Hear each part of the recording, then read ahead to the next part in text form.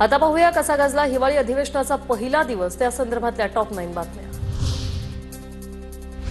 राज्याची आर्थिक पातळीवर ओढाताण लवकर गाडी रुळावर आणण्यासाठी अर्थ खातं प्रयत्नशील, अजित पवारांची कबुली। विधिमंडळ परिसरात निलेश राणे आणि रवींद्र चव्हाणांची चर्चा, मालवणातल्या राड्यानंतर पहिल्यांदाच आले समोरासमोर। पुरावे अहवाल आल्यावर मी भूमिका मांडणार, निलेश राणे यांची प्रतिक्रिया। विधानसभेचा कार्यकाळ वाढवण्याची विरोधी पक्षांची मागणी, तर ही भावना आमची पण आहे, मात्र आचारसंहिता आहे आपल्याला माहिती आहे, मुख्यमंत्र्यांचं उत्तर। यासह मवियाच्या काळात 3 दिवस अधिवेशन चालायचं, असाही पलटवार। अधिवेशनात 40,000 कोटी रुपयांपेक्षा जास्त पुरवण्या मागण्या मांडणार। हिवाळी अधिवेशनात आज अर्थ मंत्रालय पुरवणी मागण्या सादर करणार। मार्च महिन्यापर्यंत खर्चाची तरतूद करण्यात येणार, सूत्रांची माहिती। तुकाराम मुंडेंना निलंबित करण्याची कृष्णा खोपडेंची मागणी, मर्जीतल्या कंत्राटदारांना कोट्यवधींचा निधी दिला होता। मुंडेंनी गेल्या काही महिन्यात अधिकाऱ्यांना दमदाटी केली, कृष्णा खोपडेंचा आरोप। तर पुरवण्या मागण्या मंजूर करण्यासाठी आणि सरकार तिजोरीतील पैसा ओरबाडण्यासाठीच हे अधिवेशन, ठाकरेंच्या शिवसेनेचे आमदार भास्कर जाधव यांचा आरोप।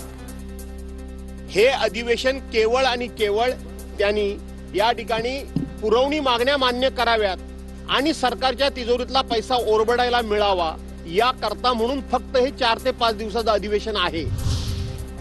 गोगावलेंना रायगडचं पालकमंत्री करावं, आमदार महेंद्र थोरवेंची प्रतिक्रिया। रायगड पालकमंत्री पदासाठी शिंदेंच्या शिवसेनेचा दावा, आम्ही बंड केला म्हणून सत्ता आली, भाजपला याची जाणीव राहिली नसल्याची टीका।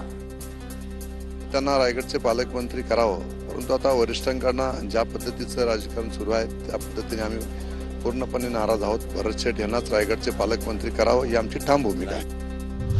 नागपुरात गुप्तचर यंत्रणेचा हाय अलर्ट, सूत्रांची माहिती। जैश ए मोहम्मदकडून घातपाताचा धोका वाढला, गुप्तचर यंत्रणेचा इशारा। विधानभवन परिसरात मोठा पोलीस बंदोबस्त तैनात।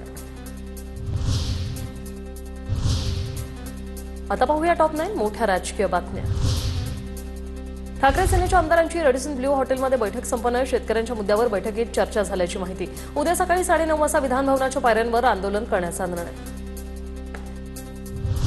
शिंदेंची शिवसेना बीएमसीमध्ये 90 ते 100 जागांसाठी आग्रही, लवकरच प्रस्ताव ठेवणार, सूत्रांची माहिती। तर आज महायुतीच्या प्रमुख नेत्यांच्या बैठकीची शक्यता। मुंबई महापालिका निवडणुकीच्या पार्श्वभूमीवर पश्चिम उपनगरातील शिंदेंच्या 3 आमदारांवर निवडणुकीची विशेष जबाबदारी। प्रकाश सुर्वे, मुर्जी पटेल, दिलीप लांडेंवर पक्षाकडून जबाबदारी। पश्चिम उपनगरातील 12 ते 15 जागांची जबाबदारी 3 आमदारांवर। पुण्यात निवडणुका मविया म्हणूनच लढाव्यात, प्रदेशाध्यक्ष शशिकांत शिंदेंनी काढलं पत्र। प्रशांत जगतापांनी घेतलेल्या भेटीनंतर पत्र काढण्याचा शरद पवारांच्या सूचना। 19 आणि 20 या 2 दिवसात प्रदेशाध्यक्ष पुणे दौऱ्यावर। राष्ट्रवादीसोबत जाण्याबाबत प्रशांत जगताप आणि सहकाऱ्यांमध्ये होत आहेत 2 मतप्रवाह। बार्शी कृषी उत्पन्न बाजार समितीवर माजी आमदार राजेंद्र राऊतांची एकाती सत्ता, राऊत गटाचे 18 पैकी 18 उमेदवार विजयी, कार्यकर्त्यांकडून गुलाल उधळत जल्लोष। मुंबई भाजपकडून शहरातील सर्व 36 विधानसभा मतदारसंघामध्ये नागरी मेळाव्याचं आयोजन। वरळी विधानसभा मतदारसंघातून सुरुवात। नांदेड मनपा निवडणुकीत शिवसेनेला 60% जागा दिल्या पाहिजे, सत्ताधारी आमदाराला 60% जागा, तर मित्रपक्षाला 40% जागा, आमदार बालाजी कल्याणकरांची मागणी। नांदेड मनपावर 100% भगवा फडकल्याशिवाय स्वस्थ बसणार नाही, असा निर्धार। वसंतदादा शुगर इन्स्टिट्यूटला फेरनोटीस, शासन निधीचा विनियोग कसा होतो याची चौकशी होणार। चौकशीसाठी समितीही गठीत, समितीकडून शुगर इन्स्टिट्यूटकडे संबंधित कागदपत्र मागवली होती। वसंत मोरेंनी मातोश्रीवर उद्धव ठाकरे यांची भेट घेतली, आगामी पालिका निवडणुकीच्या अनुषंगाने ही भेट। वसंत मोरेंनी पुण्यातील महत्त्वाच्या विषयांची ठाकरेंना माहिती दिली। आता पाहूया तपोवन वृक्षतोडीला विरोध अजूनही कायम आहे, आढावा घेऊया टॉप 9 बातम्यांमधून। नाशिकमधील पर्यावरणप्रेमी आणि पालिका प्रशासनामधील बैठक निष्फळ, झाडांबाबत कोणतीही योग्य माहिती मिळाली नसल्याचा पर्यावरणीय प्रेमींचा आरोप, तर एक्झिबिशन सेंटरसाठी झाड तोडणार नसल्याचा मनपा आयुक्तांकडून खुलासा। सयाजी शिंदे राज ठाकरेंच्या भेटीला, तपोवनातील वृक्षतोडीच्या मुद्द्यावर भेट, अमेय खोपकरही उपस्थित। तपोवन वृक्षतोडीला विरोध करणाऱ्या सयाजी शिंदेंवर गुणरत्न सदावर्तेंची पुन्हा टीका। सयाजी शिंदे यांची राजकीय दौड होती, सयाजी शिंदेंचं पितळ उघडं पडलं, सदावर्तेंनी साधला निशाणा। दौड आता समजली की ती राजकारणी भूमिका होती जे श्री सयाजी शिंदे यांची, परंतु आज सयाजींचं पितळ उघडं पडलं।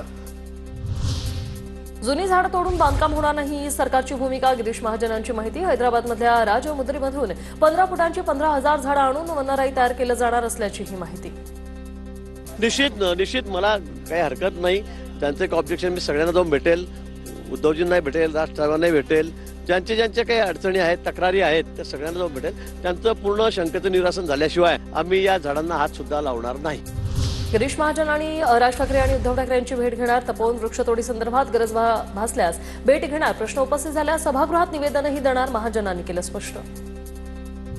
अजित पवारांच्या राष्ट्रवादीच्या अनिल पाटलांचं गजब विधान समोर आले. साधूंना वनात राहण्याचा फील यावा म्हणून झुडपं काढत आहोत असं अनिल पाटील म्हणाले. पण त्यांनी केलेल्या विधानानं जे आधीच तपोवन आहे तिथे वनाचा फील म्हणजे काय असा सवाल उपस्थित होतोय. केवळ फक्त 10 वर्षाच्या आतली जी झुडपं आहेत ती झुडपं काढून साधू संतांना सुद्धा एक वनामध्ये राहण्याचं फील त्या ठिकाणी आलं पाहिजे, त्या दृष्टिकोनातून त्यांची पावलं उचलली जात आहेत. तपोवनातील वृक्षतोडीच्या निर्णयाविरोधात साताऱ्यातील कराडमध्ये पर्यावरण प्रेमींकडून निषेध. पर्यावरण प्रेमींनी राबवली स्वाक्षरी मोहीम. नाशिकच्या तपोवनातील वृक्षतोडी विरोधात तृतीयपंथीही आक्रमक. घोषणाबाजी करत झाडे जगवा झाडे वाचवा असा संदेश.